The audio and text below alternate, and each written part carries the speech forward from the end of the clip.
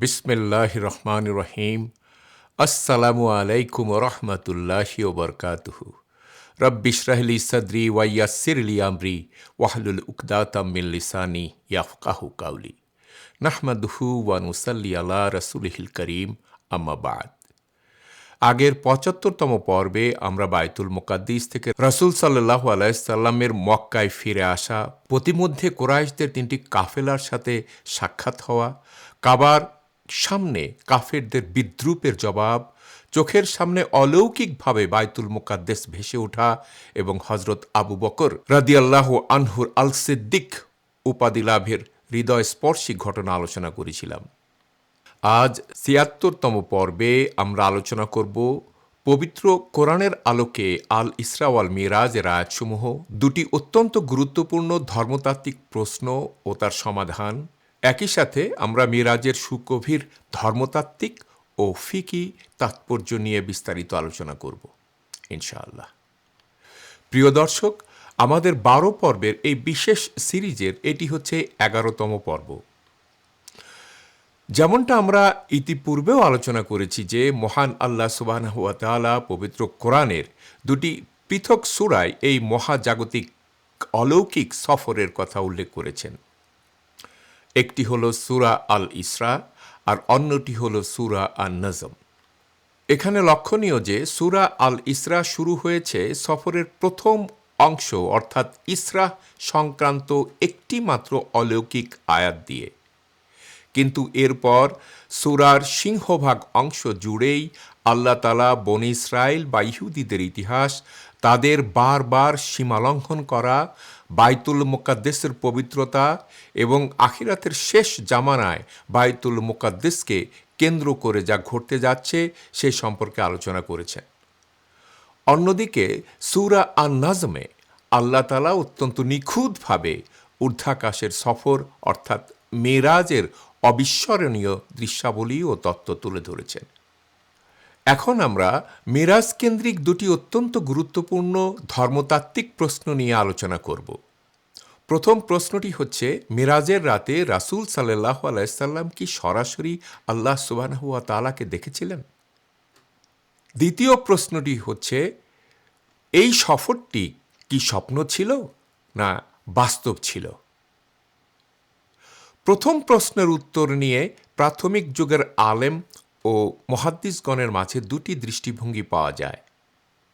হযরত আব্দুল্লাহ ইবনে আব্বাস রাদিয়াল্লাহু আনহু থেকে এই বিষয়ে দুইটি বর্ণনা পাওয়া যায়। একটি বর্ণনায় হযরত আব্দুল্লাহ ইবনে আব্বাস রাদিয়াল্লাহু আনহু বলেছেন যে রাসূলুল্লাহ সাল্লাল্লাহু আলাইহি সাল্লাম মেরাজের রাতে তার মহান রব আল্লাহকে দেখেছেন। এই বিষয়ে ইবনে আব্বাস রাদিয়াল্লাহু আনহুর সবচেয়ে বিখ্যাত ও প্রামাণিক সনদটি ইমাম তিরমিজি তার সুনানে তিরমিজি হাদিস নাম্বার 2379 এবং ইমাম আহমেদ রহমতুল্লাহ আলাইহি তার মুসনাদে আহমেদে হাদিস নাম্বার 2580-তে বর্ণনা করেছেন। এই হাদিসে ইবনে আব্বাস রাদিয়াল্লাহু আনহু বলেন, রাসূলুল্লাহ সাল্লাল্লাহু আলাইহি সাল্লাম তার রবকে দেখেছেন। ইকরিমা রহমতুল্লাহ আলাইহি জিজ্ঞাসা করলেন, আল্লাহ তাআলা কি বলেননি কোনো দৃষ্টি তাকে স্পর্শ করতে পারে না? ইবনে আব্বাস রাদিয়াল্লাহু আনহু উত্তরে বললেন, আরে ওটা তো আল্লাহ যখন তার বিশেষ নূরের তাজাল্লি প্রকাশ করেন তখনকার কথা। রাসূল সাল্লাল্লাহু আলাইহি সাল্লাম তার রবকে দুবার দেখেছেন। ইবনে আব্বাস রাদিয়াল্লাহু আনহু থেকে আরও একটি সনদে অত্যন্ত সুনির্দিষ্টভাবে এসেছে যে দেখাটা ছিল চোখের সাধারণ দৃষ্টিতে নয়, বরং অন্তরের দৃষ্টিতে বা অন্তরের পরম অনুভূতির মাধ্যমে। এই সনদটি ইমাম মুসলিম রহমতুল্লাহ আলাইহি তার সহিহ মুসলিমে ১৭৬ নম্বর হাদিস হিসাবে সংকলন করেছেন।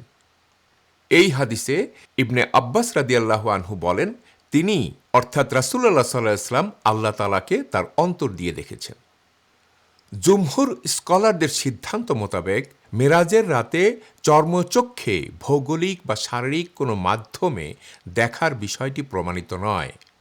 হযরত ইবনে আব্বাস রাদিয়াল্লাহু আনহু যে দেখেছেন বলেছেন তার ব্যাখ্যা সহিহ মুসলিমের হাদিস দ্বারাই স্পষ্ট। তা হল রাসূল সাল্লাল্লাহু আলাইহি সাল্লাম অন্তরের পরম অনুভূতির চাক্ষুষতায় মহান আল্লাহ তাআলাকে প্রত্যক্ষ করেছিলেন।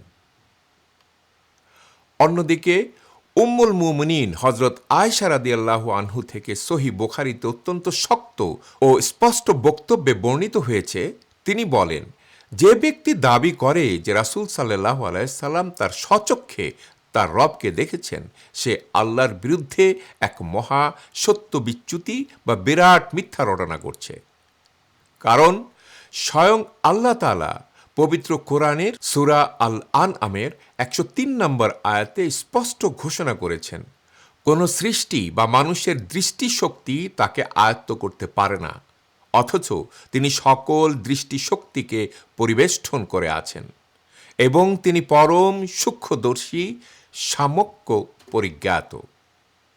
সহিহ মুসলিমের 340 নম্বর হাদিসের বর্ণনা এসেছে, তাবেঈ মাশরুক রহমতুল্লাহ আলাইহি পর্দা ও হিজাবের আড়াল থেকে উম্মুল মুমিনিন হযরত আয়েশা রাদিয়াল্লাহু আনহাকে প্রশ্ন করার অনুমতি চেয়ে বিনয়ের সাথে বললেন, হে আমার পরম শ্রদ্ধেয় মাতা, আমাকে একটি বিষয়ে জিজ্ঞাসা করার অনুমতি দিন এবং আমার উপর ক্ষুব্ধ হবেন না।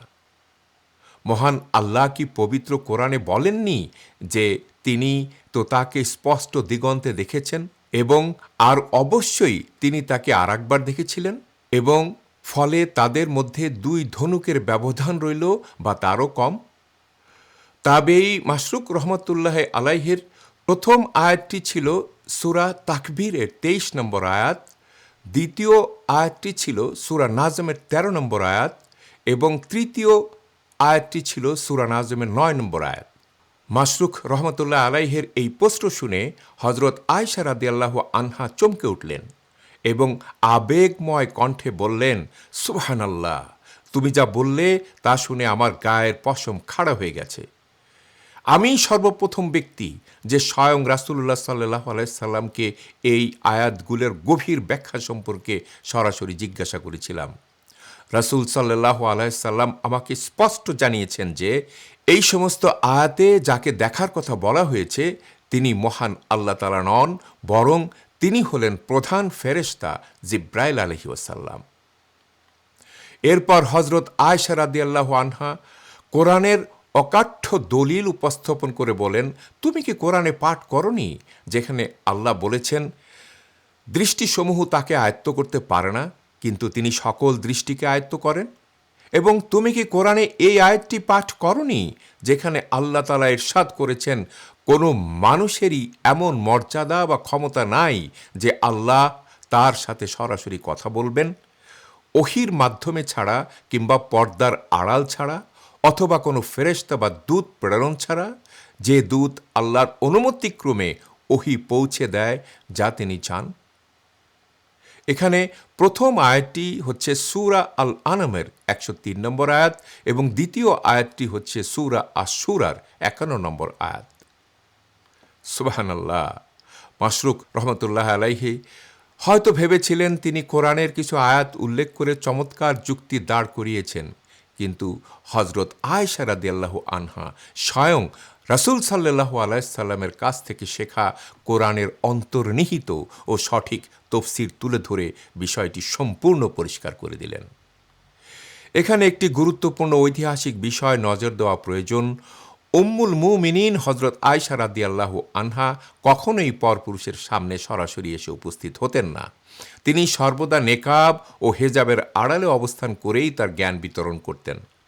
স্বয়ং আল্লাহ তাআলা সূরা আল আহজাবের 53 নম্বর আয়াতে উম্মুল মুমিনিনদের পর্দার বিধান সংক্রান্ত কঠোর নির্দেশ অবতীর্ণ করে বলেছেন, তোমরা যখন তার স্ত্রীগণের নিকট কোনো কিছু চাইবে বা জিজ্ঞাসা করবে তখন পর্দার আড়াল থেকে তাদের কাছে চাইবে, এটাই তোমাদের এবং তাদের অন্তরের জন্য পবিত্রতর। আর আল্লাহর রসুলকে কষ্ট দেওয়া তোমাদের জন্য কখনো সঙ্গত নয়। হযরত আয়েশা রাদিয়াল্লাহু আনহা এমন নিখুঁত ও পূর্ণাঙ্গ হিজাব বা পর্দা পরিধান করতেন যে তার পবিত্র শরীর ঢেকে দেওয়ার পাশাপাশি দেহের অবয়ব বা আকৃতিও বাইরে থেকে বোঝা যেত না। এমনকি তিনি যখন উটের পিঠে চড়ে সফর করতেন তখনও উটের হাওদা বা জিনের উপর বিশেষ পর্দার ব্যবস্থা করা থাকত। সেই পবিত্র পর্দার আড়াল থেকেই তিনি বিশ্ব উম্মাকে দ্বীনের পরম জ্ঞান দান করে গেছেন। সহিহ মুসলিমের ৩৪২ নম্বরে বর্ণিত প্রামাণিক হাদিসে এসেছে, মহৎ সাহাবী হজরত আবু জার আল গিরাফি রাদিয়াল্লাহু আনহু সরাসরি রাসূলুল্লাহ সাল্লাল্লাহু আলাইহি সাল্লামকে প্রশ্ন করেছিলেন, ইয়া রাসূলুল্লাহ, আপনি কি মেরাজের রাতে আপনার স্বীয় প্রতিপালককে স্বচক্ষে দেখেছেন? রাসূলুল্লাহ সাল্লাল্লাহু আলাইহি সাল্লাম পরম সত্যতায় উত্তর দিয়েছেন, আমি কিভাবে তাকে দেখব? সেখানেও তো কেবলই নূর আর আলো ছিল। ইসলামী আলেম ও তফসিরবিদগণ ব্যাখ্যা করেছেন, রাসূল সাল্লাল্লাহু আলাইহি সাল্লাম যে আলোর কথা উল্লেখ করেছেন তা হল স্বয়ং মহান আল্লাহর পবিত্র নূরের পর্দা। সহিহ মুসলিমের অপর একটি প্রামাণিক হাদিসে উল্লেখ করা হয়েছে, আল্লাহ তাআলার আবরণ বা হিজাব হল পরম নূর বা আলো।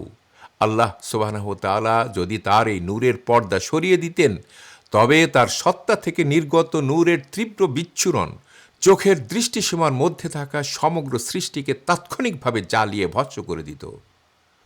মহান আল্লাহর এই ঐশ্বরিক নূরের তেজ এতটাই অসীম যে তা সমগ্র সৃষ্টিকে মুহূর্তের মধ্যে বিলীন করে দেওয়ার ক্ষমতা রাখে।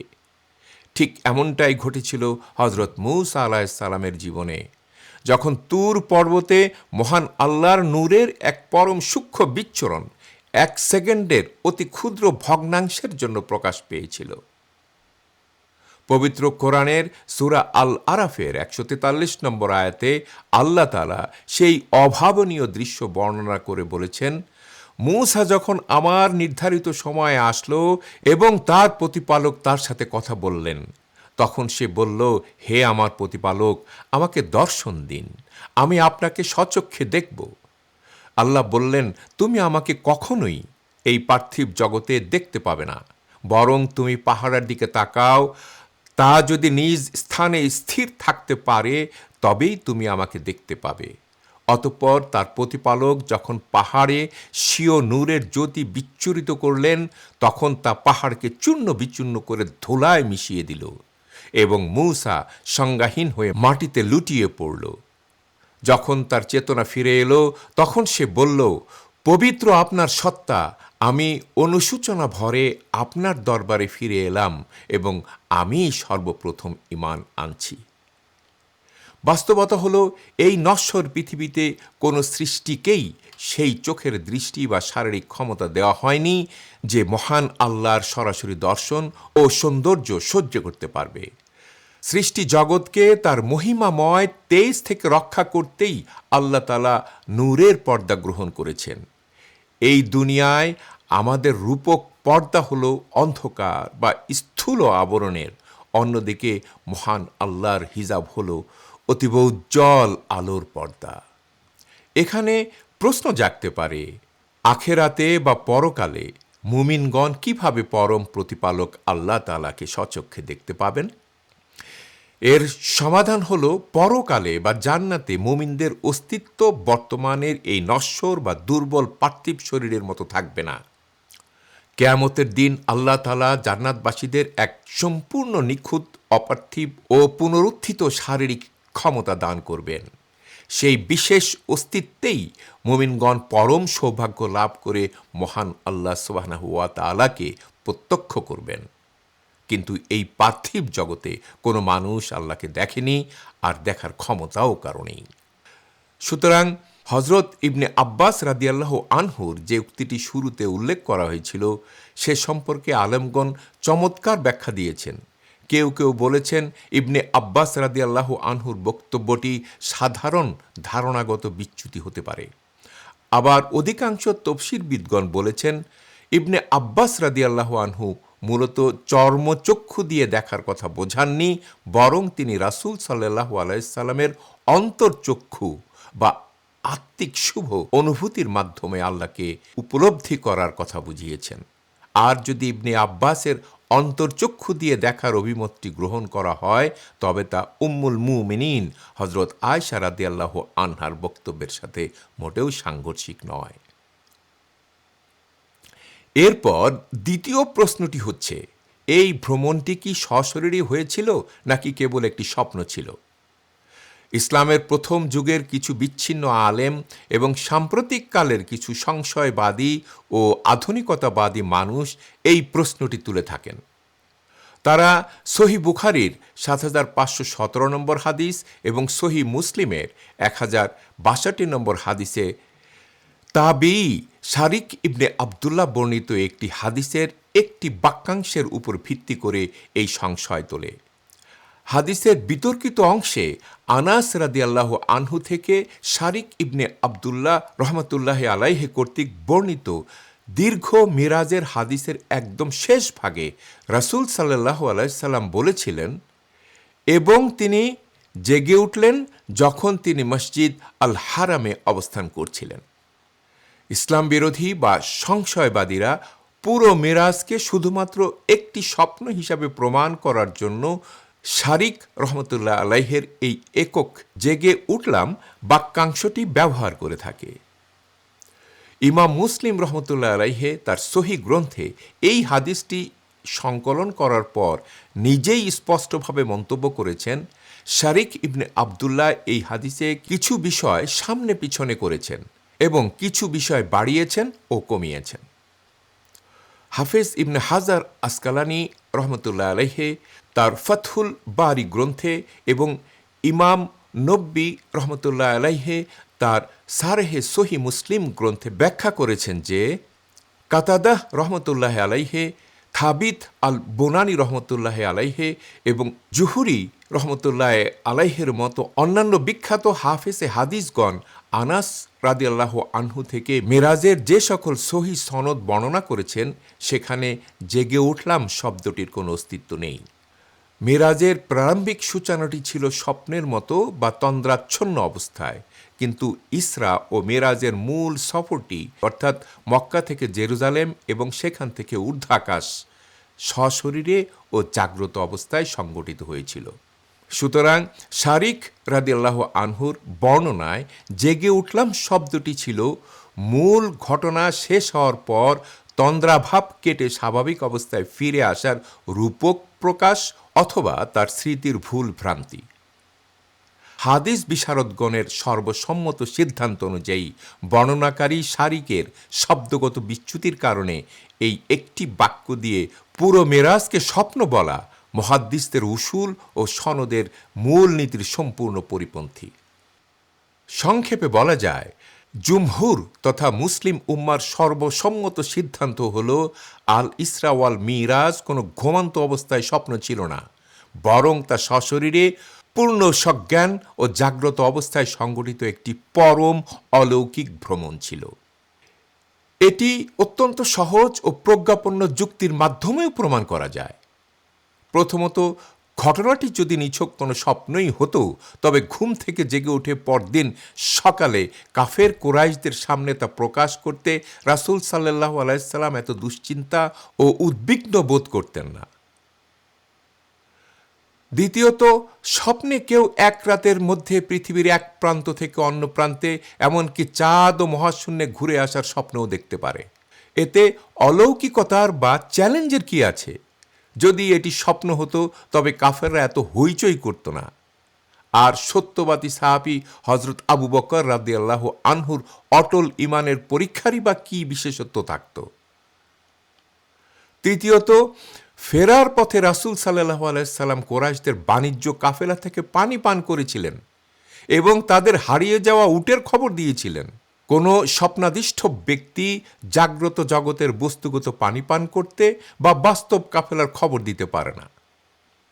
বর্তমান যুগে কিছু তথাকথিত প্রগতিশীল মানুষ অলৌকিকতায় বিশ্বাস করতে ভয় পায়। তারা কোরআন হাদিসের মোজেজা বা অলৌকিক ঘটনাগুলোকে বিজ্ঞানসম্মত রূপ দিতে গিয়ে লোহিত সাগর দ্বিখণ্ডিত হওয়া, চাঁদ দুই টুকরো হওয়া কিংবা মেরাজের সফরকে রূপক বা স্বপ্ন বলে ব্যাখ্যা করার অপচেষ্টা করে, কিন্তু এগুলো সম্পূর্ণ ভুল। আল ইসরা ওয়াল মিরাজ নিঃসন্দেহে জাগ্রত অবস্থায় দেহ ও আত্মার পূর্ণ সমন্বয়ে মহান আল্লাহর কুদরতে সংগঠিত এক ঐতিহাসিক অলৌকিক মোজেজা। প্রিয় দর্শক, আল ইসরা ওয়াল মিরাজ কেবল একটি অলৌকিক ভ্রমণের গল্প নয়, বরং এটি আকীদা ও দ্বীনের বহু মৌলিক শিক্ষার আধার। এখন আমরা এই সফরের সুগভীর ধর্মতাত্ত্বিক এবং ফিকহ বিষয়ের গুরুত্ব, তাৎপর্য ও শিক্ষাসমূহ নিয়ে কিছুটা আলোচনা করব। প্রথমেই ধর্মতাত্ত্বিক বা আকীদাগত বিষয়ের দিকে নজর দেওয়া যাক।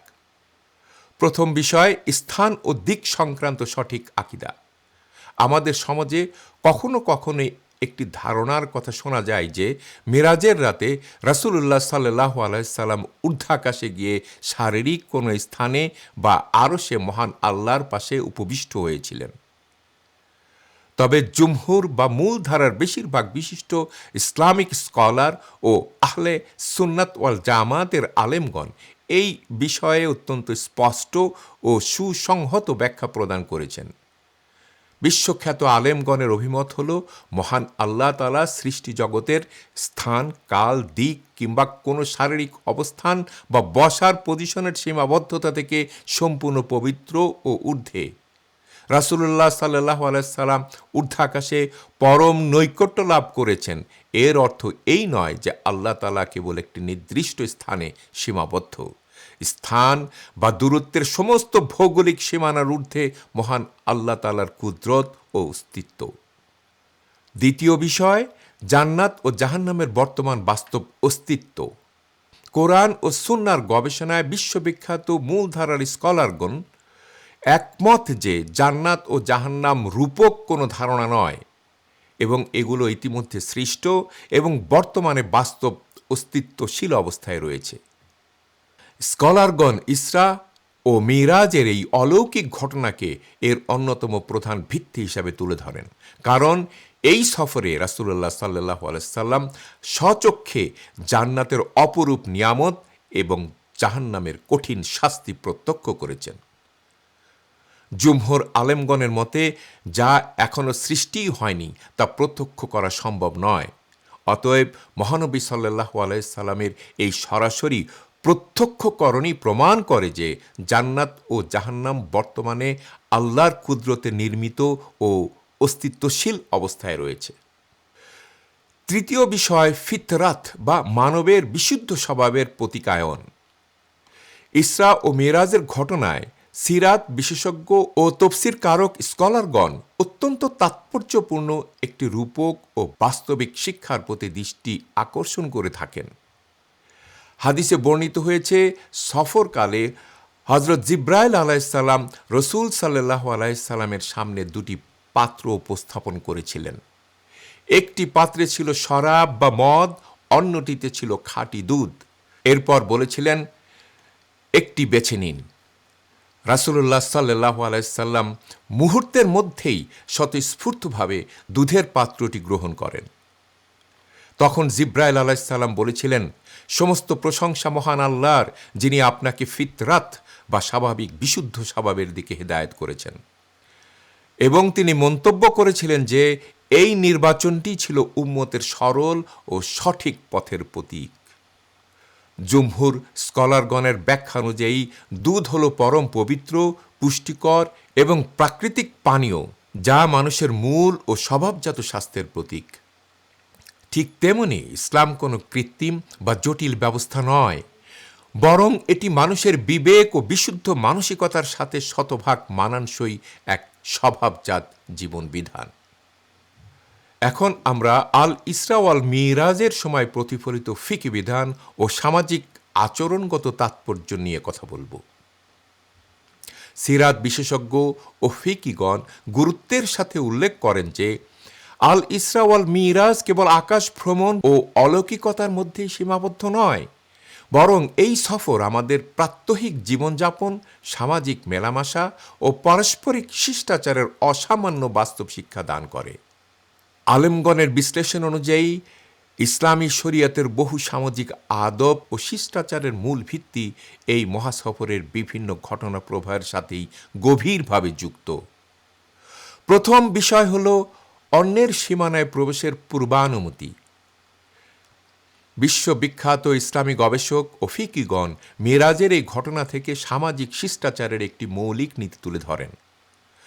হাদিসে এসেছে হজরত জিব্রাইল আলাইহিসসালাম ফেরেশতাদের সর্দার এবং সঙ্গে সর্বশ্রেষ্ঠ মানব রাসূলুল্লাহ সাল্লাল্লাহু আলাইহি সাল্লাম থাকা সত্ত্বেও তার প্রতিটি আসমানের দরজায় পৌঁছে সরাসরি ভিতরে প্রবেশ করেননি, বরং দরজায় করাঘাত করে প্রহরী ফেরেশতার অনুমতি প্রার্থনা করেছেন। ফিকহবিদগণের মতে এই ঘটনাটি আমাদের শেখায় যে মর্যাদা বা ঘনিষ্ঠতা যত বেশি থাকুক না কেন, কারো ব্যক্তিগত ঘর, অফিস বা সীমানায় প্রবেশের পূর্বে অনুমতি নেওয়া এবং সালাম দেওয়া শরিয়ার এক আবশ্যকীয় শিষ্টাচার। দ্বিতীয় বিষয়, পরিচয় প্রদানের ক্ষেত্রে স্পষ্টভাবে নাম উচ্চারণ। মুহাদ্দিস ও ফিকিগণের দৃষ্টিতে মেরাজের রাতের অন্যতম একটি চমৎকার শিষ্টাচার হল স্পষ্ট আত্মপরিচয় দেওয়া। হাদিসে বর্ণিত হয়েছে, প্রতিটি আসমানের প্রহরী যখন দরজার ওপাশ থেকে জিজ্ঞাসা করতেন কে, তখন জিবরাইল আলাইহিস সালাম অস্পষ্ট করে কেবল আমি বলেননি, বরং স্পষ্ট করে উত্তর দিয়েছিলেন, আমি জিব্রাইল। আবার যখন জিজ্ঞাসা করা হলো আপনার সাথে কে, তিনি স্পষ্ট করে নাম ধরে বলেছিলেন মুহাম্মদ সাল্লাল্লাহু আলাইহি সাল্লাম। ওলামা একরামের সর্বসম্মত সিদ্ধান্ত হলো, কারো দরজায় কড়া নাড়লে ভিতর থেকে কে জিজ্ঞাসা করা হলে নিজের নাম ও পরিচয় স্পষ্টভাবে বলতে হবে। অস্পষ্টভাবে কেবল আমি বলা ইসলামী আদবের পরিপন্থী, কারণ এতে গৃহকর্তার চিনতে অসুবিধা হয়। তৃতীয় বিষয়, সালামের মাধ্যমে সাক্ষাৎ ও উষ্ণ অভ্যর্থনা। সামাজিক মেলাবন্ধন ও মেলামেশার ক্ষেত্রে সিরাত বিশেষজ্ঞ ও তফসিরকারকগণ মেরাজের এই সফর থেকে এক চমৎকার শিক্ষা চিহ্নিত করেন। সফরকালে প্রবীণ নবীগণের সাথে দেখা হওয়া মাত্রই জিবরাইল আলাইহিস সালামের নির্দেশে রাসূলুল্লাহ সাল্লাল্লাহু আলাইহি সাল্লাম পরম শ্রদ্ধার সাথে সালাম নিবেদন করতেন। অপর প্রান্ত থেকে সম্মানিত নবীগণও পরম মমতায় সালামের জবাব দিতেন এবং অত্যন্ত আনন্দের সাথে বলতেন, স্বাগতম হে নেককার ভাই ও নেককার নবী। স্কলারগণের সর্বসম্মত অভিমত হল, কারো সাথে সাক্ষাৎ হলে অগ্রগামী হয়ে সালাম দেওয়া সুন্নত এবং আগন্তুককে হাসি মুখে অভ্যর্থনা জানানো ও সুন্দর শব্দে স্বাগত জানানো ঈমানি শিষ্টাচারের অবিচ্ছেদ্য অংশ।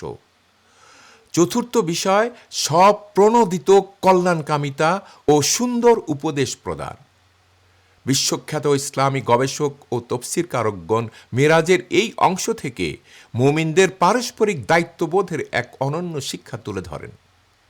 হাদিসে বর্ণিত হয়েছে, মেরাজের রাতে যখন 50 ওয়াক্ত সালাত ফরজ হয়, তখন ষষ্ঠ আসমানে হজরত মূসা আলাইহিস সালাম কোনো অনুরোধ ছাড়াই স্বপ্রণোদিত হয়ে রাসূলুল্লাহ সাল্লাল্লাহু আলাইহি সাল্লামকে পরামর্শ দিয়েছিলেন, আপনার উম্মত দুর্বল, তারা এত ওয়াক্ত সালাত আদায় করতে পারবে না, আপনি পরম প্রতিপালকের দরবারে ফিরে যান এবং তা সহজ করার আবেদন জানান। ফিকিহগণের মতে হাদিস শরীফে যে বলা হয়েছে দিন হলো কল্যাণকামিতা, মূসা সাল্লাল্লাহু আলাইহি সাল্লামের এই নিঃস্বার্থ আচরণ তারই বাস্তব প্রতিফলন।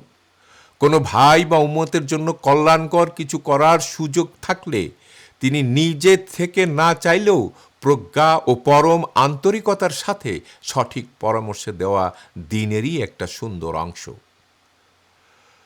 পঞ্চম বিষয়, কেবলার দিকে পিঠ ঠেকিয়ে বসার শরঈ বিধান। সিরাত ও ফিকহ বিশেষজ্ঞগণ মেরাজের বিবরণ থেকে আমাদের প্রাত্যহিক জীবনের আচরণগত একটি ভুল ধারণা নিরসন করেছেন। আমাদের সমাজে কখনো কখনো মনে করা হয় যে কেবলার দিকে পিঠ দিয়ে বসা অন্যায়, কিন্তু সহিহ হাদিসে বর্ণিত হয়েছে, সপ্তম আসমানে মুসলিম জাতির পিতা হজরত ইব্রাহিম আলাইহিস সালাম আসমানের কাবা অর্থাৎ বায়তুল মামুরের গায়ে পিঠ ঠেকিয়ে হেলান দিয়ে উপবিষ্ট ছিলেন।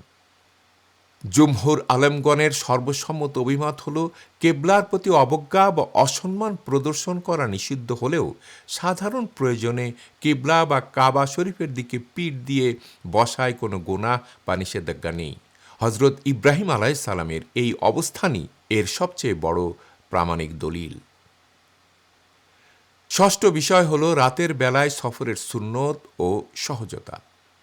মুহাদ্দিস ও সিরাত গবেষকগণ ইসরা ও মিরাজের সময়কাল থেকে একটি ব্যবহারিক সুন্নতের দিকে দৃষ্টি আকর্ষণ করে থাকেন। মহান আল্লাহ তাআলা মহা অলৌকিক এই ভ্রমণটি দিনের আলোর পরিবর্তে রাতের গভীরে সম্পন্ন করিয়েছেন। এটি নির্দেশ করে যে রাতের সফর তুলনামূলক প্রশান্তিময় ও দ্রুততম হয়। উলামায়ে কেরাম রাসূলুল্লাহ সাল্লাল্লাহু আলাইহি সাল্লামের সুনির্দিষ্ট নিদর্শনামূলক হাদিসটি উল্লেখ করে বলেন, রাসূলুল্লাহ সাল্লাল্লাহু আলাইহি সাল্লাম ইরশাদ করেছেন, তোমরা রাতের বেলায় সফর করার চেষ্টা করো, কারণ আল্লাহ তাআলা রাতের বেলা জমিনের দূরত্ব অতিক্রম করাকে সহজ ও সংক্ষিপ্ত করে দেন। সুতরাং কোনো দূরবর্তী সফরে রওনা হওয়ার ক্ষেত্রে রাতের সময়কে প্রাধান্য দেওয়া একটি প্রিয় সুন্নত। আজ এই পর্যন্তই। ওয়া আখিরু দাওয়ানা অনিল হামদুলিল্লাহি রাব্বিল আলামিন। পরবর্তী ৭৭তম পর্বে আমরা আলোচনা করব আল ইসরা অল মিরাজের হাদিস সমূহের মুতাওয়াতির রূপ এবং পরিশেষে এই মহাজাগতিক অলৌকিক ঘটনাটির সুগভীর আকিদাগত, আধ্যাত্মিক ও ব্যবহারিক শিক্ষা ও তাৎপর্যসমূহ নিয়ে ইনশাআল্লাহ। এখন আমি বিনয়ের সাথে আপনাকে এই সিরাতের সাথে সংযুক্ত হওয়ার জন্য অনুরোধ করছি। আপনিও এই সিরাত সিরিজটি অন্যদের সাথে শেয়ার করার মাধ্যমে একটি সাদাকায়ে জারিয়ার উৎস তৈরি করতে পারেন। প্লিজ আমাদের চ্যানেলটি সাবস্ক্রাইব করুন, নোটিফিকেশন বেলটি চেপে রাখুন। আল্লাহ আমাদের সকলকে রাসূল সাল্লাল্লাহু আলাইহি সাল্লামের সিরাত থেকে আলো নিয়ে পথ চলার তৌফিক দিন। আমিন। জাযাকুমুল্লাহু খায়রান। আসসালামু আলাইকুম ওয়া রাহমাতুল্লাহি ওয়া বারাকাতুহু।